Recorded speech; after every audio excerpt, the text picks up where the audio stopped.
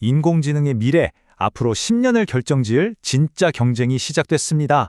이건요, 단순히 더 빠른 칩을 만드는 그런 차원의 얘기가 아니에요.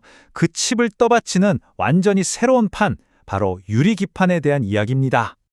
그러니까 이제 전쟁터가 바뀐 겁니다. 그냥 반도체 칩 그 자체가 아니라 그 칩을 어디에 올리느냐, 바로 그 기반이 새로운 전쟁터가 된 거죠. 엔비디아, 삼성, SK, 인텔, AMD, 들어본 적 있는 이 거대 기업들이 전부 다 똑같은 하나의 신소재를 향해서 지금 전력 질주를 하고 있는 겁니다. 자, 26만. 이게 무슨 숫자일까요? 이게 바로 엔비디아가 우리나라 한국에만 깔겠다고 한 새로운 GPU 숫자입니다. 26만 개.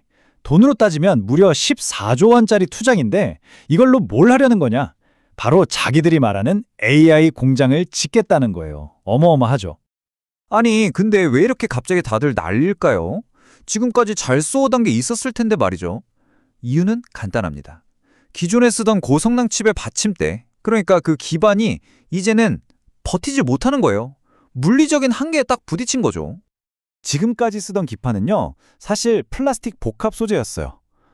FCBGA라고 부르는데 그냥 플라스틱이라고 생각하시면 편합니다. 이게 여태까진 그럭저럭 쓸만했어요. 그런데 엔비디아 블랙웰 같은 괴물 같은 AI 칩이 나오면서 문제가 생긴 거죠. 얘네들이 점점 더 커지고 또 엄청나게 뜨거워지니까 이 얇은 플라스틱 판이 버텨내질 못하는 겁니다. 그래서 업계에서는 이런 말을 해요. 오징어 구울 때처럼 휜다. 진짜 딱 그런 느낌인 거죠. 뜨거우니까 판이 뒤틀리는 겁니다. 이게 왜 문제냐면 눈에 보이지도 않는 아주 미세한 회로들이 있는데 판이 휘어버리면 이 연결이 다 틀어지고 끊어지는 겁니다.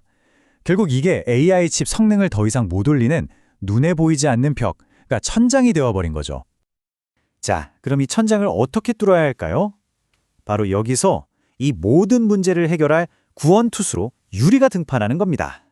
아주 단단하고 강력한 새로운 기반이 되는 거죠.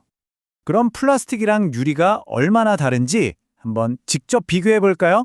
일단 유리가 훨씬 잘 버티죠. 휨 현상 거의 없다고 보시면 됩니다. 신호 손실도 거의 없이 아주 빠르고 안정적으로 데이터를 보낼 수 있고요.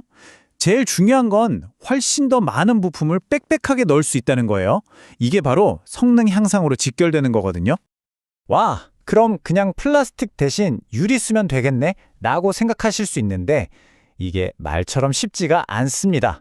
머리카락보다 얇은 이 유리를 다루는 건 정말 어려운 기술이거든요. 이걸 제대로 만들려면 반드시 넘어야 할 3개의 큰 산, 그러니까 3가지 핵심 기술이 있습니다. 이 3단계가 뭐냐면요. 첫째는 유리에 전기가 통하는 길을 뚫는 거. 둘째는 그렇게 만든 유리를 깨지지 않게 정밀하게 자르는 거. 그리고 마지막 셋째는 우리 눈에는 절대 안 보이는 아주 작은 분량을 기가 막히게 찾아내는 겁니다. 이 중에서 가장 핵심적인 기술이 바로 첫 번째, TGV, 유리관통 비하라는 겁니다. 이게 뭐냐면 얇은 유리판에 머리카락 굵기보다도 작은 구멍을 수십만 개를 뚫는 거예요. 그리고 그 구멍을 구리로 채워서 칩의 각 층을 연결하는 전기 고속도로로 만드는 거죠. 이 고속도로가 없으면 AI 칩은 그냥 작동을 안 하는 돌덩어리나 마찬가지입니다. 그만큼 중요해요. 자, 이렇게 엄청난 기술이 필요한 시장이다 보니까 당연히 새로운 생태계가 만들어지고 있습니다. 그럼 지금 이 유리기판 시장을 누가 이끌고 있는지 주요 선수들을 한번 만나보시죠. 이 시장의 선수들은 크게 두 부류로 나눌 수 있어요. 하나는 삼성전기나 SKC처럼 직접 유리기판을 만드는 제조사 그룹. 또 다른 하나는 필옵틱스처럼 제조사들이 기판을 만들 수 있게끔 아까 말한 TGV 같은 핵심 장비나 기술을 공급하는 기술 파트너 그룹입니다. 이들이 서로 협력하면서 거대한 생태계를 이루고 있는 거죠. 그래서 지금 이들 사이에서 본격적인 양산 경쟁이 시작됐습니다. 아주 치열해요. 그런데 재밌는 건 이 경쟁이 단순히 한 곳에서만 벌어지는 게 아니라 칩 구조의 서로 다른 2개의 층에서 동시에 아주 복잡하게 진행되고 있다는 겁니다. 로드맵을 보면요. 2023년에 인텔이 처음 시제품을 공개하면서 불을 지폈고 올해는 삼성이나 SKC 같은 주요 기업들이 시험 생산 라인에 거의 다 갖췄어요. 내년에는 엔비디아 같은 큰 손들한테 샘플을 보내서 최종 테스트를 받고 드디어 2026년 이때를 본격적인 양산 시작점으로 다들 보고 있습니다. 정말 얼마 안 남았죠?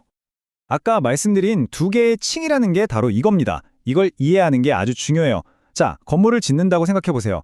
1층은 건물 전체를 떠받치는 거대한 기초공사, 즉 글래스 코어 기판입니다. 기존의 커다란 플라스틱 판을 통째로 유리로 바꾸는 거죠. 그리고 2층은 뭐냐? 그 기초 위에 GPU와 HBM 메모리 같은 핵심 부품들을 아주 정밀하게 연결해주는 글래스 인터포저라는 작은 다리 같은 거예요. 당연히 2층이 훨씬 더 정밀하고 어려운 기술이겠죠? 그래서 삼성전기 같은 곳은 1층에, 삼성전자는 또 2층에 이런 식으로 각자 다른 층을 공작하며 경쟁하고 있는 겁니다. 자, 그래서 오늘 이야기의 핵심은 이겁니다. 유리는 이제 하면 좋은 것, 새로운 옵션 이런 게 아니라는 거예요.